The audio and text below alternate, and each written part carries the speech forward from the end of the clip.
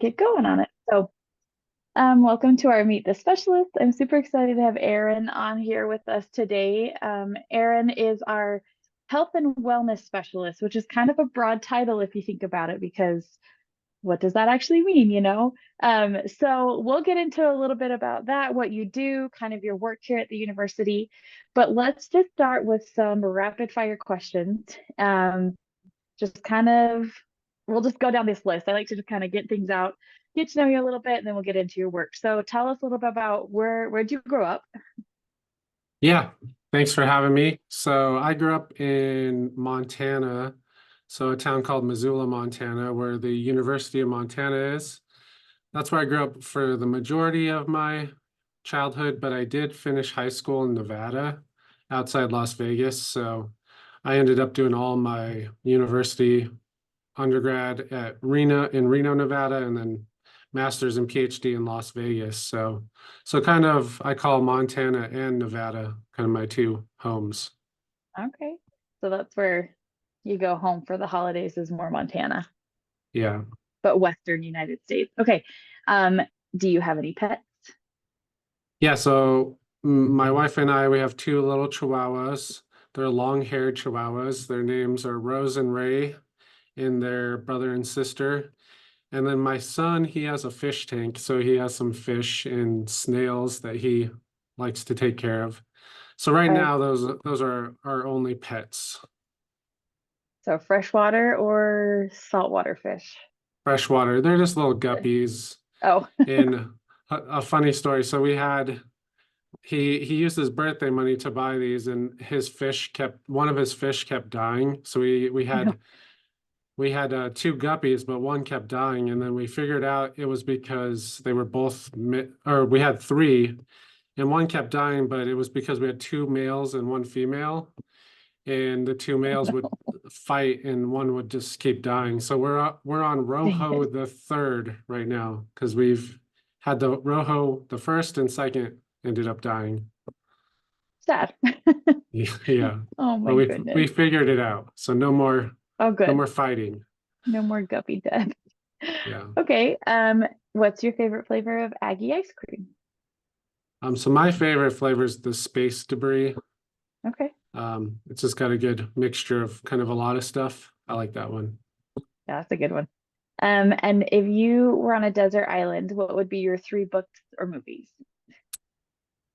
So I'm kind of a nerd and I love Malcolm Gladwell books a lot. So he writes nonfiction. So I love his books and Michael Lewis books. It's too hard for me to pick which one, but anything they write, I would bring as my books. And then kind of the cheesy one, I do like the Jack Ryan novels. So it's Oh kind yeah. of maybe you've seen the movies or things like the TV show on Prime, Mhm. but I like those books too. Okay, awesome. Awesome. Okay, and then what is one thing that um people like a random fact that you don't think people know about you? Um, so I think one thing people might not know is I used to actually work in Nigeria when I was doing my master's and PhD. So I was really focused on projects that were related to HIV prevention and specifically among pregnant women. So I was working on this large project and got to go to Nigeria and kind of work with churches to screen pregnant women and their partners and make sure their babies weren't getting infected with HIV. So it was a great Okay. experience, and I That's a loved going that's over a there. cool event. Yeah, Yeah, that's awesome. Okay. Well, if you're not working on all of this public health, what are you doing in your free time? I'm playing with my two kids, mostly Finn and Ellie. Right now they're 7 and 9. Other than that, I love Logan because there's so much hiking and outdoor riding my bike and things like that. I love that. Logan's a great place to be for outdoors people. I love Oh when yeah, people come here and they say there's nothing to do, and then there's plenty to do. You just might have the wrong hobbies to live in Logan. yeah. Um, so tell us how you got started in working at Utah State. So how long have you worked here? How did you get involved here? Sure. So I've been here for 2 years. And kind of my background is public health. So health and wellness, public health, they align pretty well. And how I kind of ended up here. So I did my, master's PhD in Las Vegas, and I did want to do global health, but then I had two little kids. And it's kind of hard to do global health. So I kind of transitioned to focusing more on bigger issues in the United States. And one of those we'll probably talk about here is opioid use, which has been, not only killing a lot of people, but just devastating millions of people. So I kind of transitioned from that global health to substance use, prevention, treatment, recovery, and then just prevention. I kind of think of myself as a prevention person in general. So I saw this position and it just seemed more interesting than my previous one, where I was teaching a lot, less teaching and more kind of community work with extension, which has been great. And I don't think people realize that Extension has this extensive kind of health prevention side to it, where we have teams that go into these communities and they're helping educate. And I think it's a really needed thing in our communities for sure. I mean, you hear about these opioid issues all the time, and so I don't know, it's super crucial to have. So, did you always know you wanted to work in something like this? So, I mean, I always wanted to work in some sort of prevention and help people live healthier lives. But with the opioid use kind of disorder and epidemic, like I have a personal kind of connection to it. So my stepbrother, he's just been in recovery for about 7 to 8 years, almost 8 years. And, and my mom had substance use issues growing up. I didn't really grow up with her, but so I've been personally kind of exposed. So I've always kind of been connected to working in this field because it impacts so many people, and there's just been tons of stigma forever. People don't want to talk about it. They kind of are ashamed or they hide it. But the reality is, no one, is like, I'm going to start doing drugs and get addicted because that's going to be amazing, right? And not everyone that uses drugs is like a criminal. And we're finally changing the view on drug use. Um, just because it impacts so many people and nobody wants to be addicted to drugs or have a substance use disorder. Their families are greatly impacted. And the best way to kind of start moving that needle so less people use drugs in the first place and more people can get treatment and recovery services or like get to that recovery point, we have to reduce the stigma. People have to be able to talk about it. They have to be able to ask for help. That's another big thing. If you're hiding your drug use because you have a substance use disorder, you're really not going to ask for help because, people are going to judge you, things like that. So my personal connection kind of moved the needle to do more work in this field.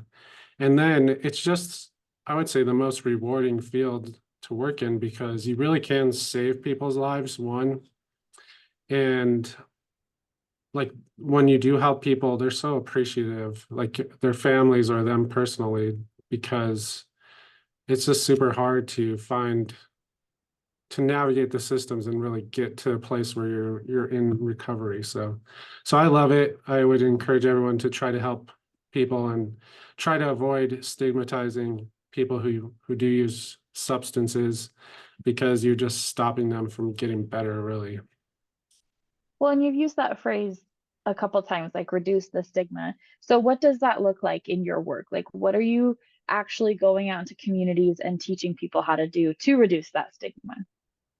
Yeah, so I'm part of the heart team at USU. So there's a lot of us working on this issue. Most of us do substance use work, mental health work. And one of the big things is just educating the communities that um, no one's really choosing to become addicted to any substance. Really, how it starts out is there's three factors that can really impact your likelihood of becoming addicted to, and I expand this out beyond substances to like gambling, shopping, to have some sort of addiction. And it's kind of your genetics is one. Then your childhood trauma or large traumatic events, because if these large traumatic events happen when you're young, it impacts the way your brain forms really and increases the likelihood you'll do risky behavior, impulsive behavior, other things. So there's this famous study called the ACEs study, and we probably don't have time for this. But anyways, if someone had genetic factors and like childhood trauma, the third thing is their environment. So do they have friends that use substances? Do their parents have strict rules or like clear expectations? Do they have a support network that's watching out for them? Like these types of things.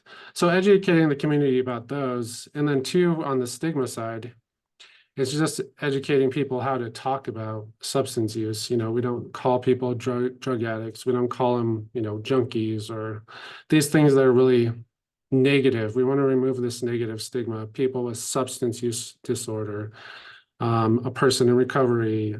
So we do presentations on how to talk, use the right language so you're not stigmatizing it, and then just sharing stories from real people is super impactful. And we have a bunch of events coming up this week on Saturday for A Light to Remember.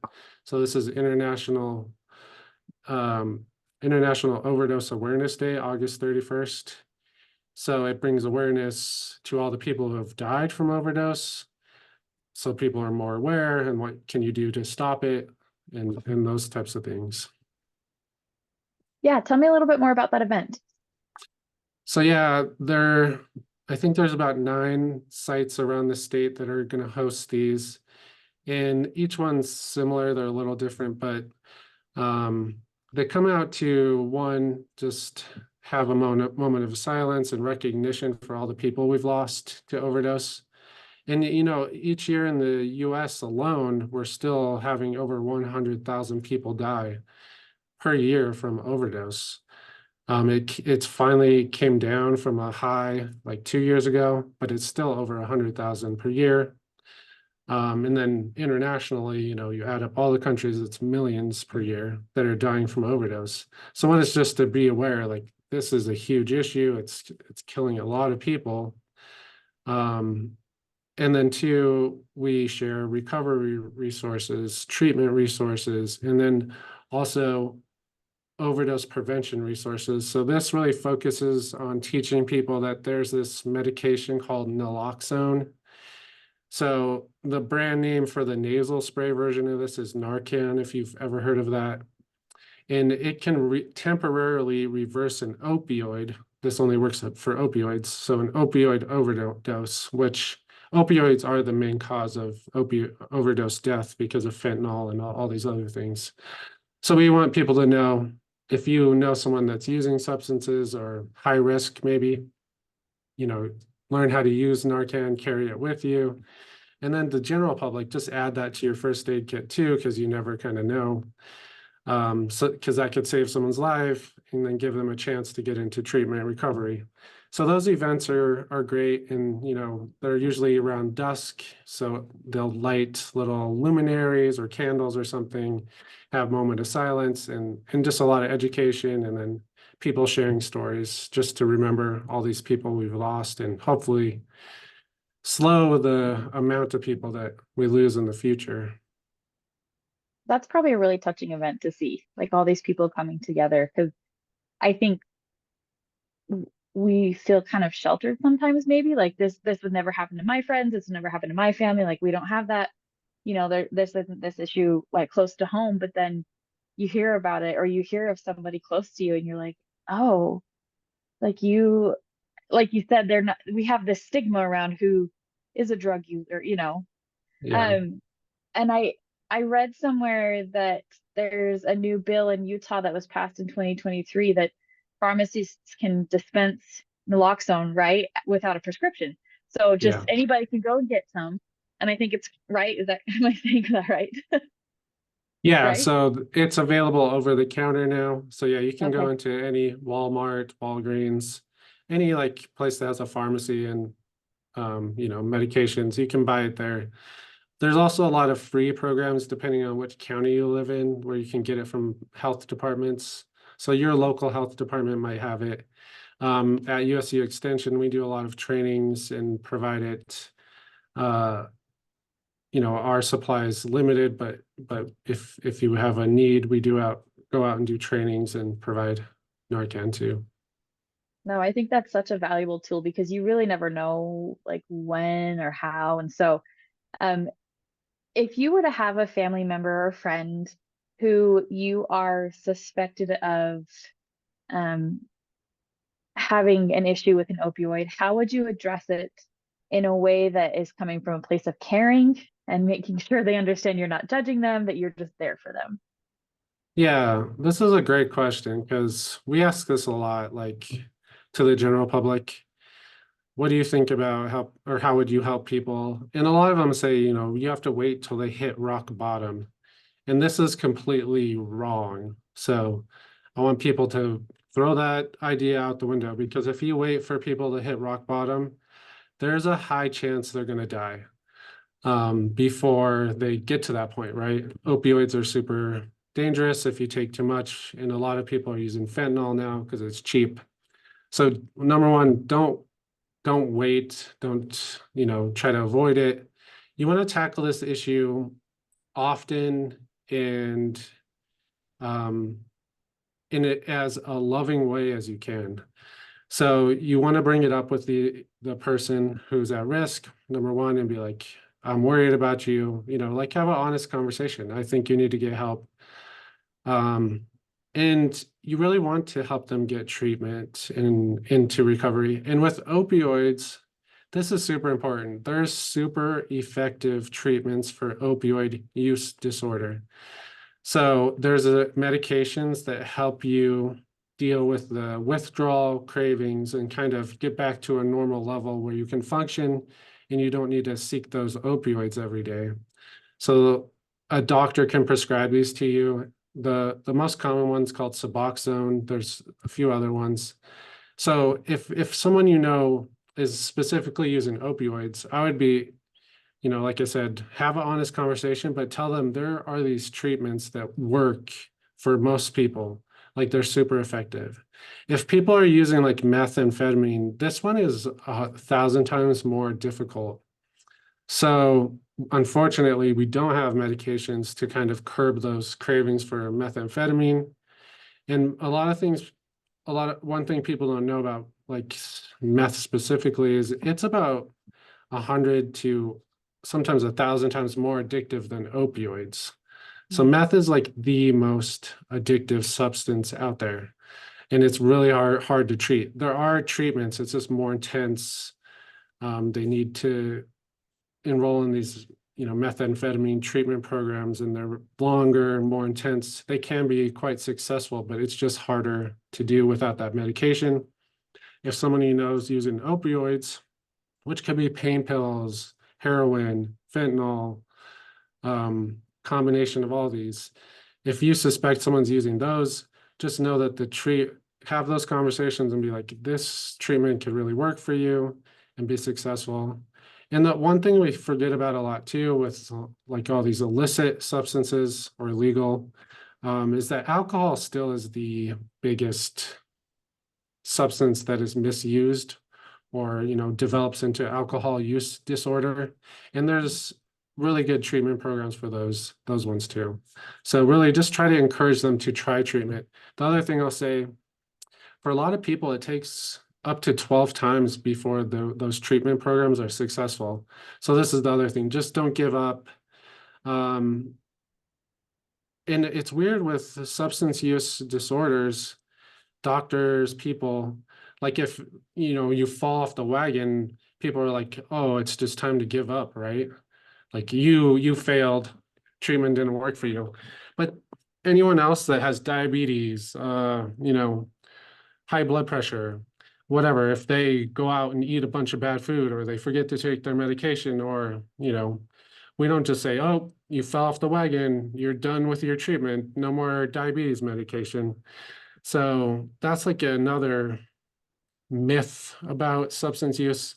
Like, yeah, you might have relapse or recurrent, you might return to using substances because it's hard to change behaviors, especially addictive behaviors. the point is we should never give up on anyone. It could take, 12 times before they're super successful. And what would you say to parents maybe who are trying to raise their children, or even parents of teenagers just trying to teach them like preventative measures, right? Like what can parents do to help their either their teenage children, I'm guessing some of their adult children even, Yeah, right? this is great. So because we've been in this opioid epidemic for so long, and so many people are dying, we've focused our resources on saving lives and not doing the real prevention. And parents are a great place to focus those prevention resources. So Utah, I love their campaign, the Parents Empowered campaign. So you can look at their resources, but really if your kids are between 9 and 13, this is the time to really start having conversations with them about substance use or drug use. Um, because this is their formative years and all this. And you want to communicate with your kids. You don't want to just ignore it and not talk about it. You want to have clear expectations, like I expect you not to drink until you're 21 or what have you. I expect you not to use drugs.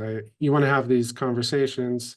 You don't really want to do the scare tactic things with youth. It's not super effective, but having those honest conversations, um, and really focusing on these protective factors, like making sure your kid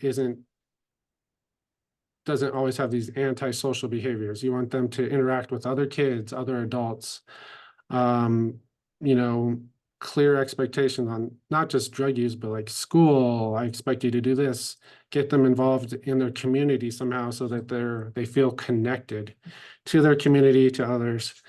And that Parents Empower campaign, I would highly recommend people check that out. There's tons of resources and things, but really it's just really having those expectations with your kids, promoting social interaction, rewarding good behavior, having consequences for negative behavior.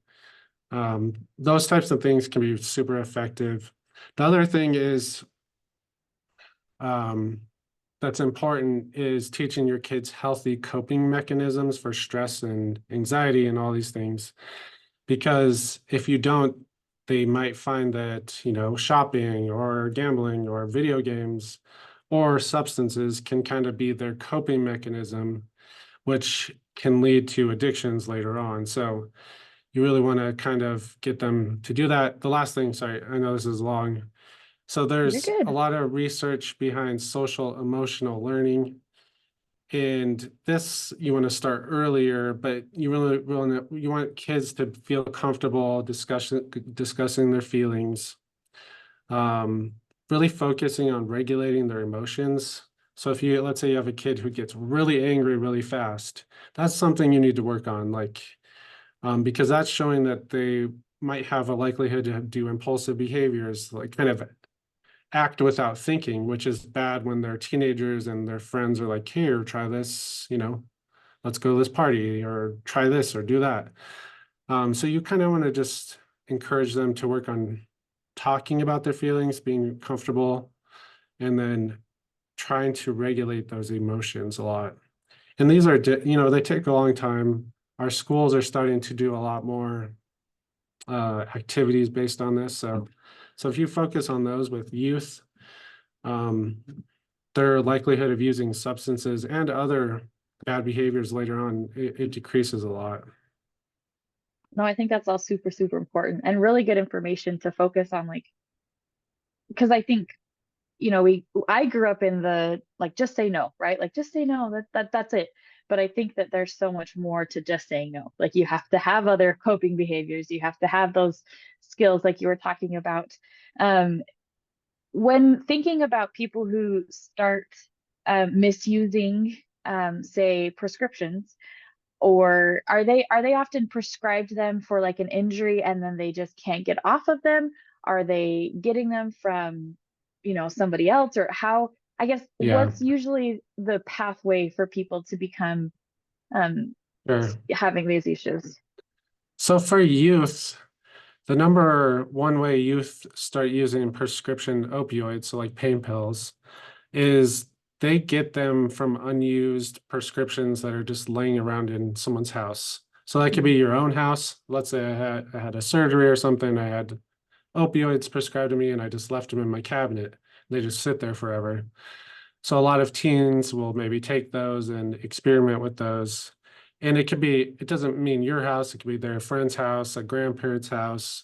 So that's a huge one, is like if you have opioids and they're unused and you're not going to use them, you can take them back to a pharmacy. They can correctly dispose of them.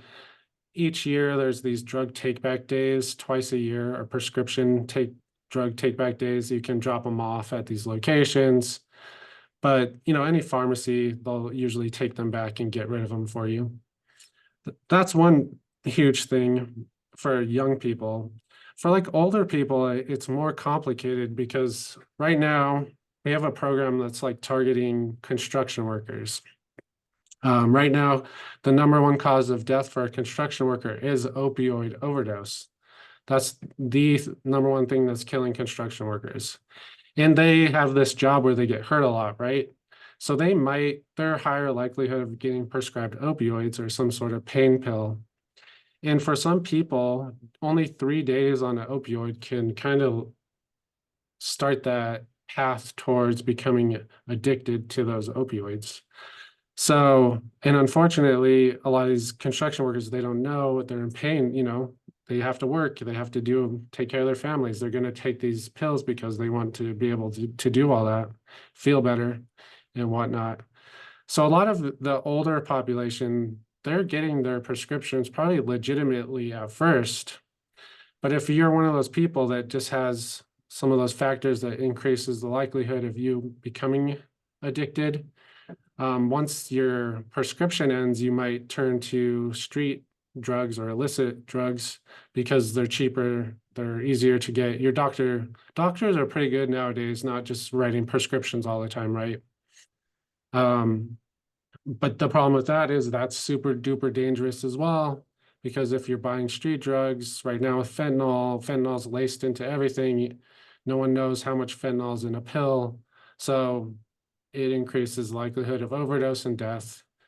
And then for like the rest of the population, they have that same risk being prescribed opioids. But another group we see is just like older people. They're prescribed a lot of medications and they might just mix up their medications. So they're at a risk for overdosing too. So there's kind of this mix. There's a lot of things going on. But most people, they get it legitimately, or those youth are taking those unused prescriptions and youth, college age, what have you. Yeah. Well, we're almost out of time. Is there anything else that you want to just tack on? This has been just so good, and I think it's been very interesting to hear all this. Is there anything else that you really just want people to understand about working with you in extension or working with the public Yeah. at large? Yeah. So as the health and wellness, specialist, I don't only do substance use. So if you're interested in any health or wellness kind of topic in extension, feel free to reach out to me. Right now I have grants doing like vaccine education because that's been decreasing in Utah. We have, tons of other stuff, just mental health in general. We have pregnancy classes we're doing just to promote healthy pregnancy. So, health and wellness is so vast. If there's something you're interested in, feel free to reach out and we can talk about it. Awesome. Okay, well, thank you so much for joining us. And for those who joined us on Facebook Live or here on the webinar, if you have any other questions, feel free to email Aaron. I think it's just aaron.hunt@usu.edu. And we'll see you next time. Thanks, Aaron. Thanks, Alicia. Bye.